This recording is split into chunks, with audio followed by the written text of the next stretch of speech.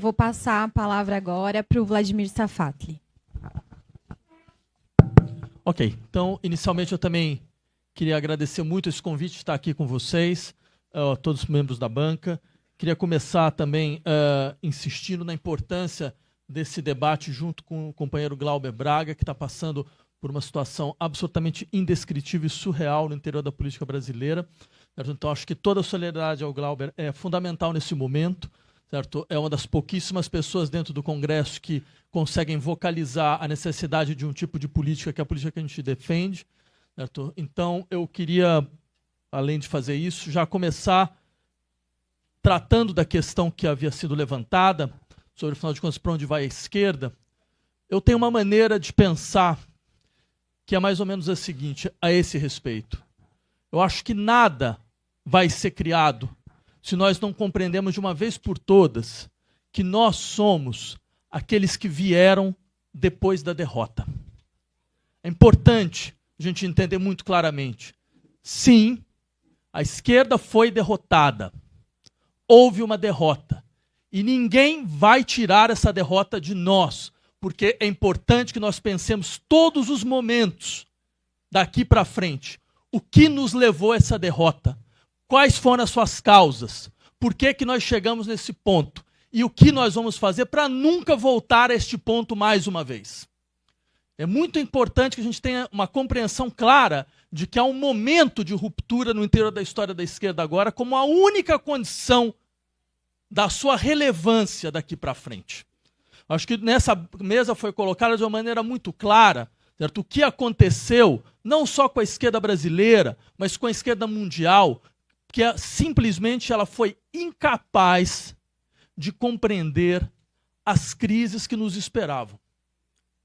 A radicalidade, a brutalidade das crises que nos esperavam.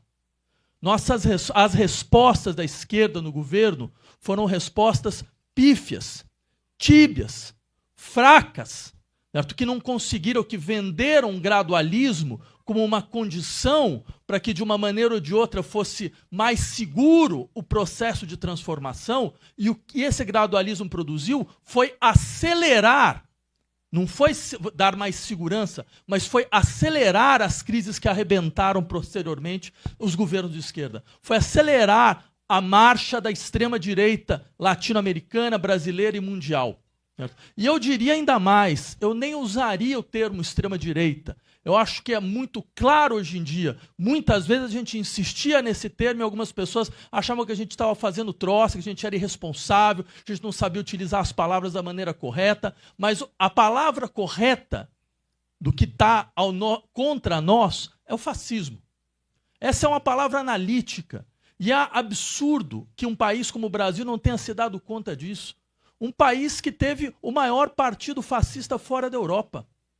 1.200.000 pessoas na Aliança Integralista Nacional nos anos 30. Essas 1.200.000 pessoas não desapareceram. Elas não desapareceram no ar, elas continuaram. Certo? Há uma articulação orgânica entre o integralismo e a ditadura militar. Tanto que a gente vê agora, a gente teve um presidente que assinava o Manifesto da Nação, Deus, Pátria, Família e Liberdade. Que mais que se precisa? Que mais que se precisa para lembrar disso? Para lembrar que esta é a história brasileira. A história brasileira tem um eixo fundamental no fascismo nacional. Um fascismo que tem articulações orgânicas com a nossa história colonial, com a nossa violência colonial. Afinal de contas, a violência fascista é simplesmente a ampliação da violência colonial para fora das periferias do capitalismo. Sempre foi isso. E nem foi necessário alguém de esquerda para saber disso. Quer dizer, se a gente pegar alguém como Hannah Arendt, uma liberal, ela entende isso muito claramente. O imperialismo, a estrutura colonial do imperialismo foi a base de tudo aquilo que o fascismo produziu posteriormente. Então, é claro, isso não poderia ser indiferente num país como o Brasil, que foi a maior experiência necropolítica da história moderna, que 35% de todas as pessoas que foram escravizadas na América vieram para o Brasil, que, como dizia o velho Celso Furtado, certo? Esse país ele começa não como uma sociedade, ele começa com um experimento econômico, o latifúndio escravagista primário exportador, que mesmo depois do fim do seu, digamos assim, do seu ocaso econômico, continuou como a célula elementar da sociedade brasileira. certo? Estabelecendo um tipo de articulação, de distinção entre aqueles que podem ser reconhecidos como pessoas e aqueles que vão cair à condição de coisas. Certo? É óbvio que uma estrutura como essa seria um elemento mais do que natural, o espaço natural para a consolidação de uma experiência fascista de longa duração, que em situações de crise coloca a sua cabeça para fora. Que onde a crise vai se estabelecendo, ela vai se fortalecendo. Certo? Então, ou seja, há uma autocrítica também da nossa parte, que deveria ser feita, de não ter tido consciência dos verdadeiros problemas do país. De não ter tido consciência das verdadeiras forças reacionárias desse país e como elas efetivamente se articulam. Certo? Então não foi só uma falta de uma consciência do que era o sistema de crises que nós estamos vendo agora, e a incapacidade de nós termos boas respostas para isso. Eu lembro quando o companheiro Varoufakis, foi ministro da Economia da Grécia, por um curto período de tempo, né, quando ele era ministro da Grécia, fez um artigo para o jornal The Guardian, cujo título é mais ou menos o seguinte: é necessário salvar o capitalismo de si mesmo. E o que se foi mostrado nesses últimos tempos? É que não tem como salvar o capitalismo de si mesmo. Não há como salvar. Esse, efetivamente, foi o programa que a esquerda tentou implementar nesses últimos tempos. E os resultados são esses que nós vemos agora. Esses resultados significam, basicamente, você não consegue gerenciar estas crises, porque essas crises são ingerenciáveis, são estruturalmente ingerenciáveis. Como se vai gerenciar uma crise como a crise ecológica, que nós estamos vendo agora? Veja, a gente chegou a situações onde um estado da nossa federação caiu água abaixo. O Rio Grande caiu água abaixo. E agora ele está sendo reconstruído. Em que bases? Em que termos? De que maneira? Certo? Levando em conta o que era o impacto da ocupação do solo e como isso acelerou o processo de destruição e o processo de destruição ecológica que a gente viu, ou fazendo tudo como se nada tivesse acontecido, como se nada tivesse ocorrido. Porque a gente sabe muito bem, quando o capitalismo se encontra nesse tipo de crise, ele não freia, ele não se regula. A única coisa que freou o capitalismo em certas situações era a força das lutas operárias. Nessas situações, ele simplesmente acelera.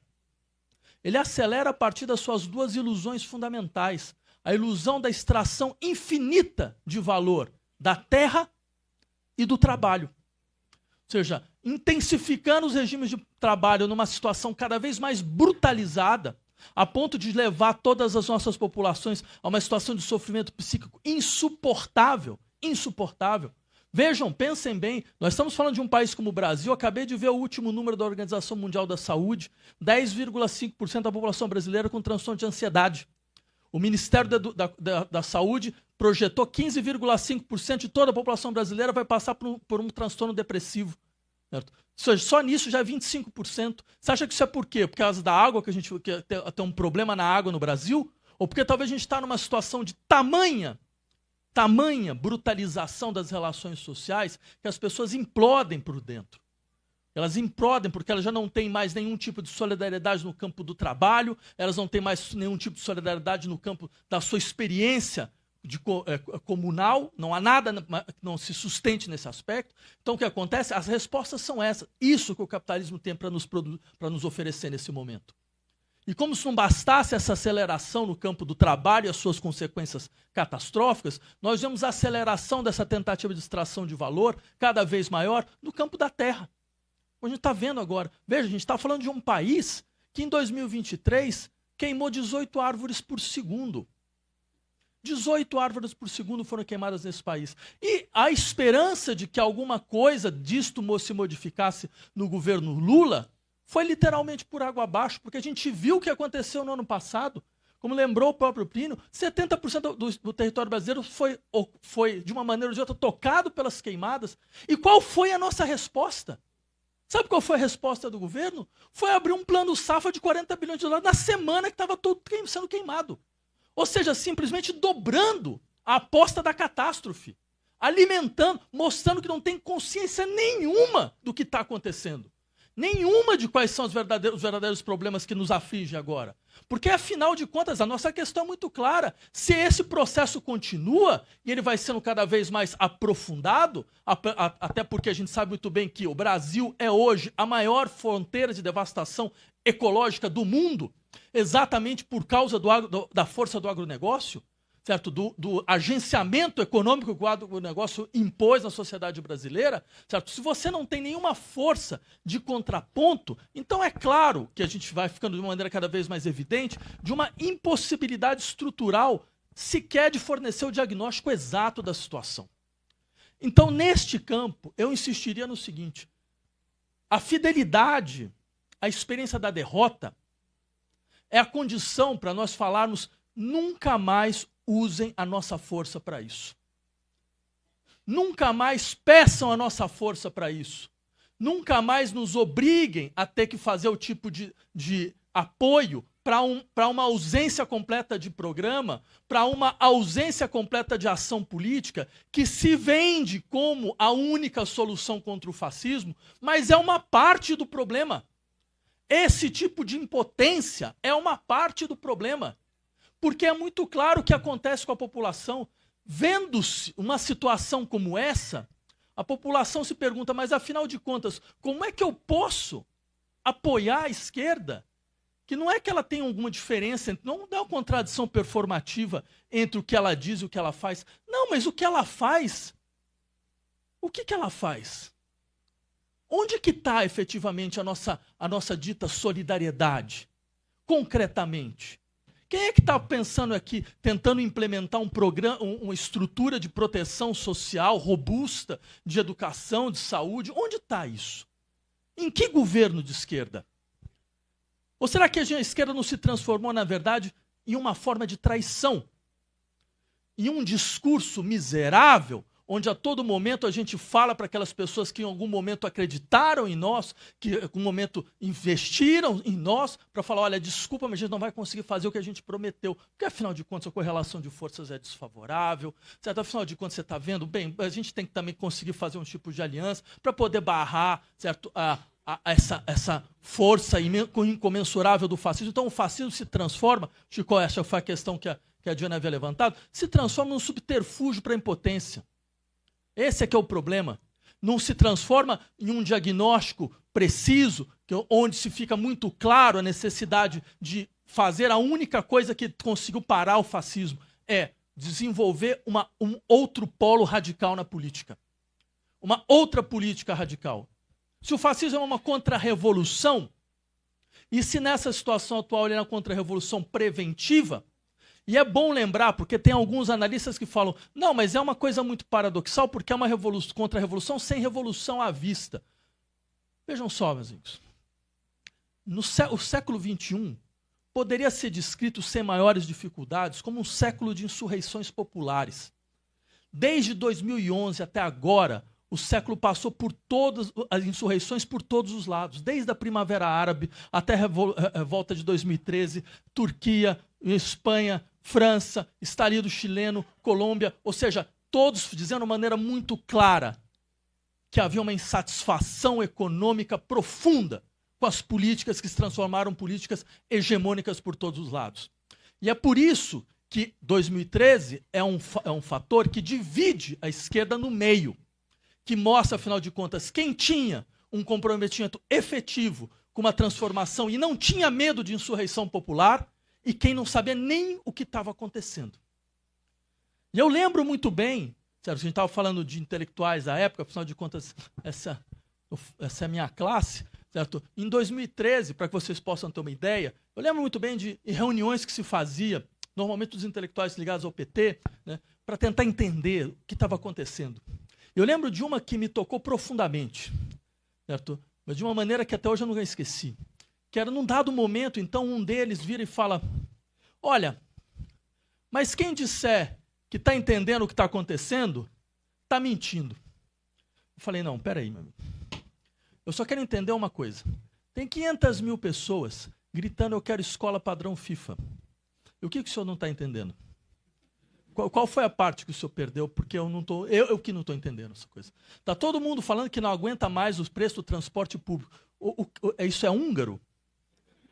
Eles estão falando uma outra língua? Ou será que a gente conseguiu apagar de uma maneira absoluta o fato de que existia um descontentamento popular profundo com os resultados absolutamente limitados das políticas públicas e das políticas econômicas e sociais daquele momento? E que era importante fazer uma transformação no espectro destas políticas, se a gente quisesse, de uma maneira ou de outra, ainda conseguir dialogar com a insatisfação popular. E nada disso aconteceu. Nada disso aconteceu. Isso mostra para mim uma coisa muito clara. O que vai acontecendo, então, com a população vai entendendo que só tem uma alternativa. Porque a gente costuma dizer, hoje em dia, que a extrema-direita ela gosta de impor mentiras, fake news e coisas dessa natureza. Eu tenderia a dizer quase o contrário. Tenderia a dizer, não. A extrema-direita, infelizmente, é o único setor político que fala a verdade. O problema é que eles falam a verdade para fornecer uma resposta catastrófica. Então, se a gente quer entender o que é que está acontecendo, vamos ouvir qual é a verdade que eles estão falando. Eu diria o seguinte, a verdade que a extrema-direita diz hoje é: não há sociedade para todos. Não há espaço para todos. Dentro desse sistema econômico, não há como salvar todo mundo. Dentro desta ordem econômica, não há como preservar qualquer coisa parecida com proteção social e cidadã para todo mundo. Então, uma parte vai ser sacrificada. A questão é, onde você quer ficar? Você quer ficar na parte que vai ser sacrificada ou quer ficar na parte que vai ser salva? Esse é o jogo da extrema-direita. Independente de como isso se jogue nos tabuleiros do mundo. Em alguns lugares, ela vai falar, então, aqui é a preferência nacional. O nacional fica aquele que é o estrangeiro, que é o imigrante, que é o setor mais vulnerabilizado da classe operária, proletária, esse vai ser sacrificado. Ele vai poder ser espoliado ao máximo, porque ele vai estar no nível máximo de insegurança, certo? O nível onde a violência sequer conta. E eu até faria aqui um pequeno parêntese, esse dado de que a violência sequer conta, ele é um elemento fundamental do fascismo, porque eu poderia fazer aqui aquelas listas, tá? Tipo Richard Paxton, não sei o quê. Bem, o fascismo tem tal categoria. Parece uma coisa de botanista. Né? Você vai montando a classe, gênero, espécie. Então eu diria, esse tipo de análise ela é completamente equivocada. Quando você avalia um fenômeno estrutural que tem momentos históricos distintos. Eu diria, a questão estrutural do fascismo é um tipo de violência que não é só a violência do Estado contra a sociedade, é uma violência que reconstrói a sociedade, uma violência que molda a sociedade, onde a sociedade começa a agir de uma outra forma. Então você tem um outro projeto, como já dizia o velho Plínio Salgado. Isso não é um problema de governo, isso é um outro projeto de sociedade.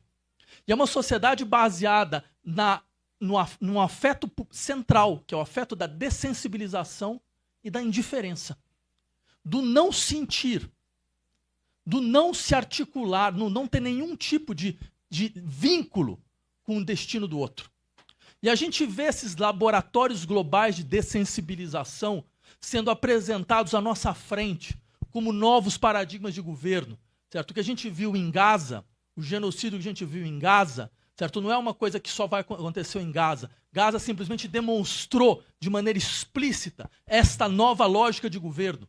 Porque isso que foi feito, se for feito em silêncio, e é isso que tenta se fazer, então isso vai poder ser feito em todos os lugares.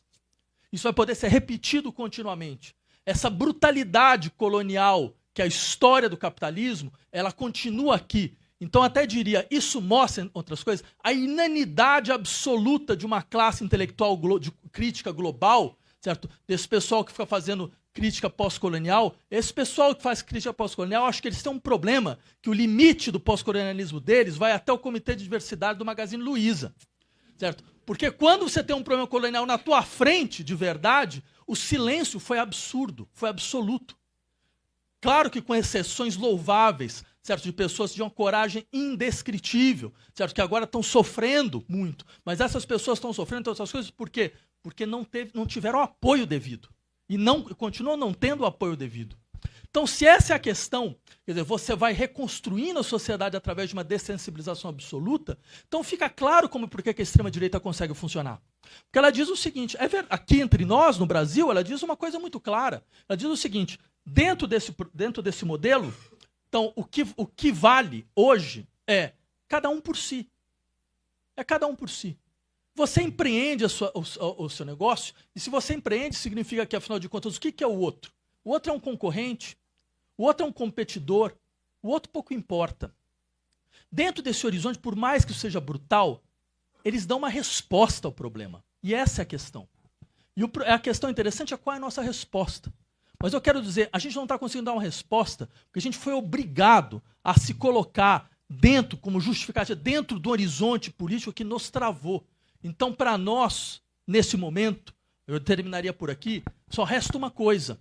Resta o fato de que, bem, este governo ele vai naufragar. Ele não tem como sobreviver.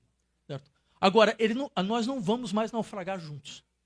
É importante a consolidação clara de uma proposta de longa duração, de retomada do que pode ser uma esquerda radical, uma esquerda que tem consciência clara do problema e que não vai deixar mais que a insatisfação, que a natureza anti-institucional da política seja capturada de uma vez por todas pela extrema-direita. Era isso. Muito obrigado.